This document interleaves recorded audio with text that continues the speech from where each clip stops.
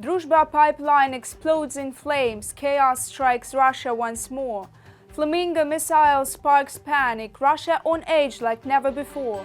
Moscow dodges. What are they hiding? That's in our episode. This is the case. The Druzhba oil pipeline in Russia is on fire again. Right now, huge flames are shooting up from a key pumping station in the Bryansk region. The fire broke out after a drone attack on the Untitled oil pumping station.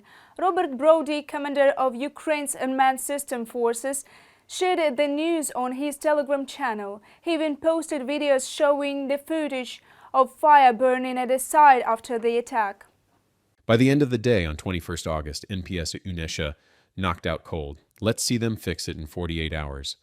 And one more thing, a bit more personal. Ruski Kaza, Russians go home. Robert Brovdy, commander of the Ukrainian unmanned forces, on Telegram. Oil sales fund Russia's war, and hating key oil pipelines and refineries puts the Kremlin in a tough spot.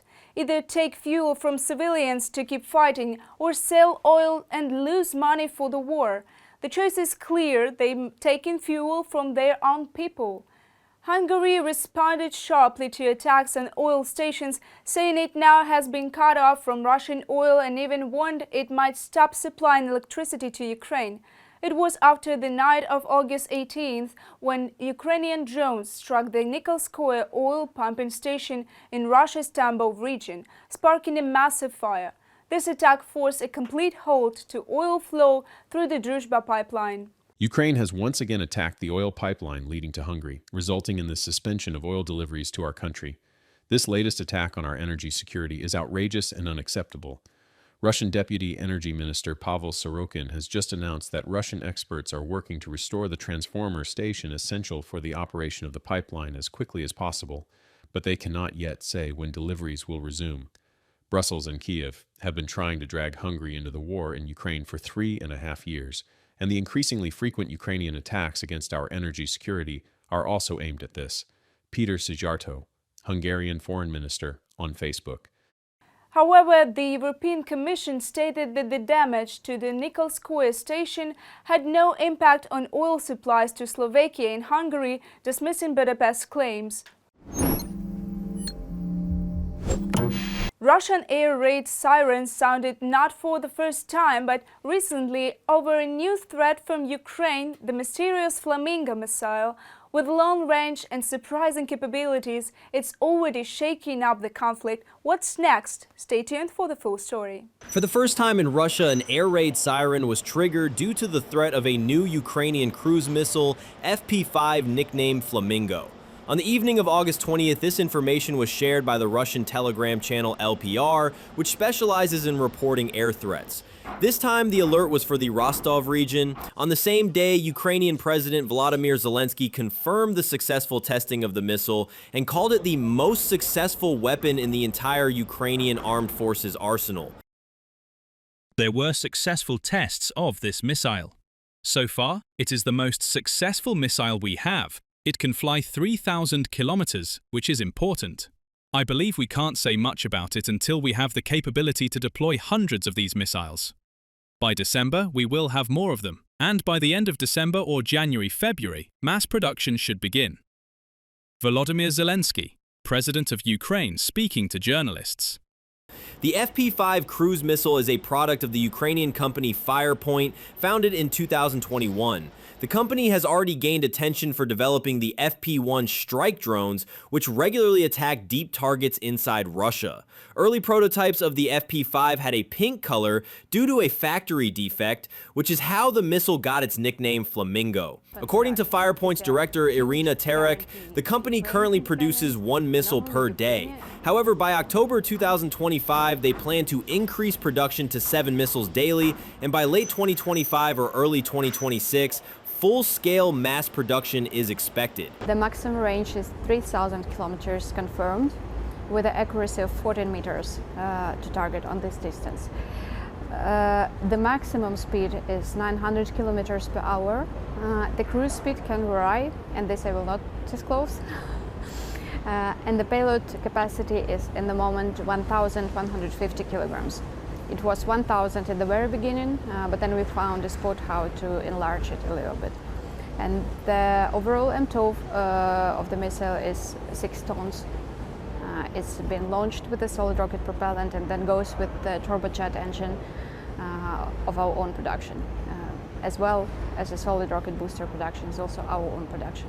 The Ukrainian military portal Defense Express reviewed footage from the missile factory and discovered interesting details about the Flamingo. The missile's body is made from fiberglass using a unique process that makes it both extremely durable and difficult to detect by enemy sensors. It also features a satellite navigation system mounted on the engine, allowing it to avoid disruption from electronic warfare. Its warhead can penetrate up to 2 meters of concrete, making the Flamingo a serious threat even to fortified targets.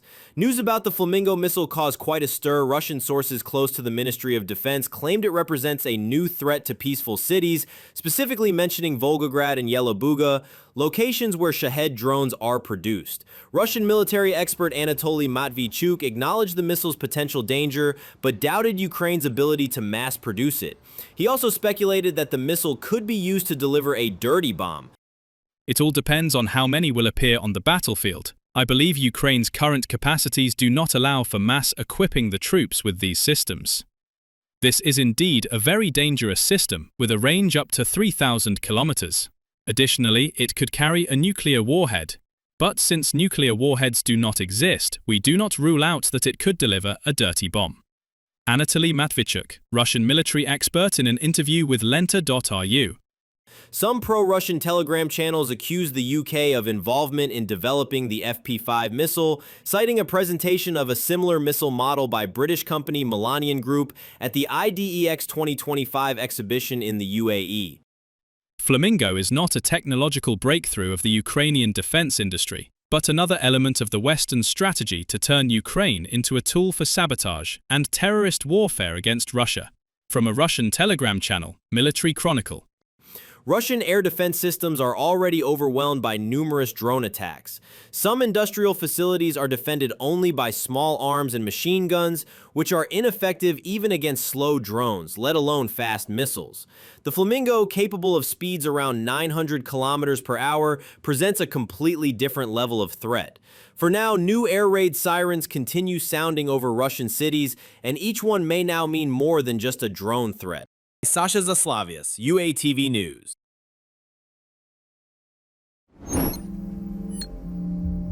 Negotiations with Putin may take place in one of the European countries, Switzerland or Austria, or in Turkey, said Ukrainian President Volodymyr Zelenskyy at a meeting with the journalists. Kyiv expects Moscow to demonstrate its readiness for the summit. There have been no such signals so far.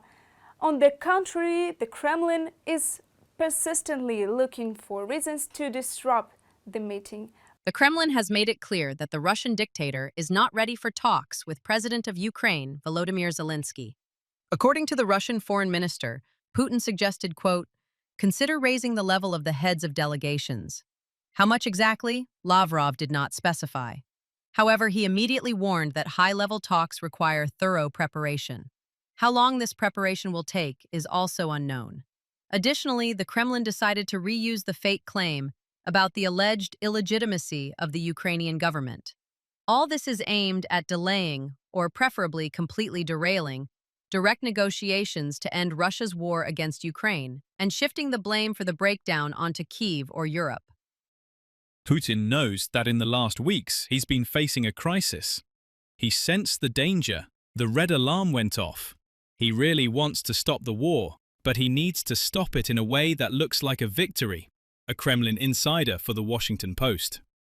Ukraine is ready for any format of talks with the Russian side, if it helps to end Russia's war against Ukraine, stressed Volodymyr Zelenskyy.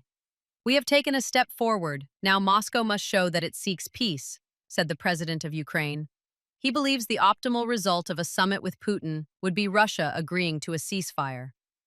We are entering a bilateral format, then a trilateral format. I believe that without agreements in a bilateral format and some form of ceasefire, a trilateral format is almost impossible. The US should already be involved at the moment when the war ends, or at some point that will indicate the war is about to end. Otherwise, there will be no success. Volodymyr Zelenskyy, President of Ukraine, speaking to journalists. Donald Trump said he is ready to join the talks after a bilateral meeting between Volodymyr Zelenskyy and the Russian dictator. According to the former U.S. president, he wants to see what results their dialogue can bring. I had a very successful meeting with President Zelenskyy, and now I thought it would be better if they met without me. Just to see, I want to see what goes on. You know, they had a hard relationship, very bad relationship. Donald Trump, President of the United States, from the CNN report. The main thing that irritates Russia is the security guarantees for Ukraine that Kyiv's partners intend to provide. This involves dozens of coalition countries and the United States. Moscow fears it will lose the ability to continue ignoring any agreements. The Kremlin reacts especially nervously to plans to deploy multinational forces in Ukraine after a peace agreement or ceasefire is reached. The Russian Foreign Ministry has repeatedly voiced a categorical no on this matter.